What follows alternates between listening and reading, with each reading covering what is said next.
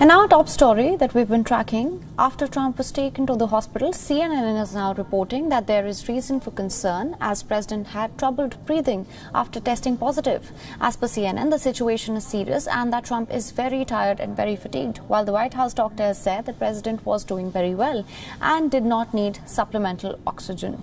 He had also received a first dose of remdesivir. Just hours earlier, the White House sought to project an air of business as usual despite Trump's diagnosis.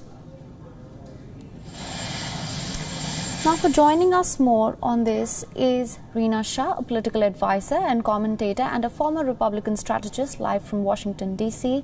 Ms. Shah, thank you so much for joining us. What do you make of these claims? No, certainly I'm very concerned, like many Americans are, that it's come to the point where the president needs to be taken to Walter Reed Army Medical Center. And look, the best care is what this president receives. And the White House is fully equipped to tend to this president. So it leads me to believe that his condition is far more serious than they are letting on. Through the White House channels, they perhaps, yes, are taking good precautions. But I also am given a vote of faith by knowing that we will hear from military doctors instead of the president's own personal physician now about his condition. We, the American people, deserve to know. I was actually going to come to that. Do you think that we can expect a clarification on this anytime soon? I think we'll have steady updates from the White House. Certainly there is there's a sense among so many White House officials that after President Reagan was shot at back in the 80s, that there is public sentiment, growing public sentiment that says, again, we deserve to know the president's condition. And if his condition is grave, if it's approaching a grave condition, then the vice president ought to be sworn in. I believe that Vice President Pence and President Trump might have had some bit of a heart-to-heart, whether it was in person or on the phone before he was airlifted to Walter Reed. I think that would have been prudent of them. And that is what really our democracy demands. We have a very clear line of succession that is outlined in our Constitution. And look, so I think if anything were to really take a turn for the worse, Vice President Pence is ready, and I think Speaker Pelosi is ready. One thing we don't know right now is if everybody in the line of succession has quarantined. That is what public health experts and doctors are recommending, that everybody in the line of succession to the president should be quarantined right this moment, and we do not know that.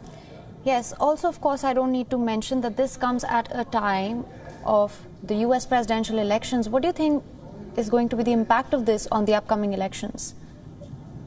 Well, this is what's probably the most important part of this story, besides the president's health and well-being, is that there have been many conspiracies thrown around for so many months. I would even say years. This president himself is a conspiracy theorist. He's given rise to such fringe conspiracy theories. Right now, we're in a moment of profound confusion throughout the United States. People are not sure what to believe. And that's really indicative of how the past 4 years have gone. We have seen trust in our institutions be eroded.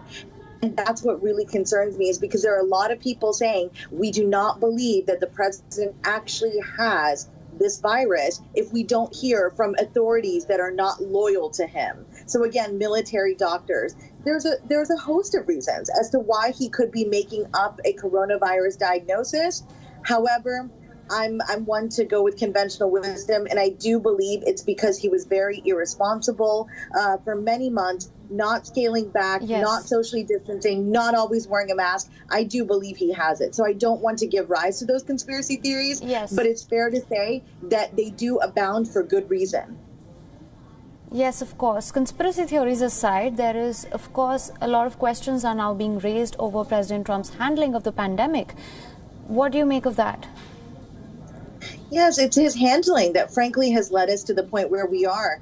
You know, look, I fit into this demographic of suburban women that elected officials and candidates love to talk about every time an election comes around. I live right outside of a city. I have 2 very small children, and I'm a working mother. And the reality is that it's been American women that have borne the brunt of this pandemic. It is women like me with really young children that are doing virtual schooling while also tending to our work and having a spouse working, we are the ones bearing the brunt of the hit economically and as also emotionally and mentally. So we really don't see an end in sight because there's not been much leadership.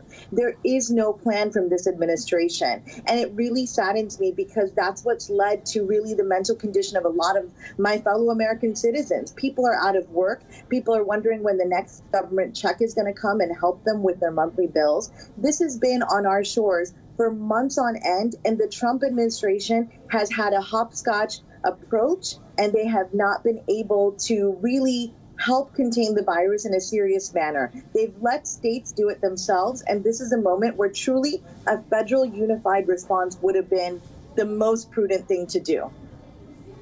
Mishra, you make a very important point there. Thank you so much for joining us, and thank you so much for your time. Thank you.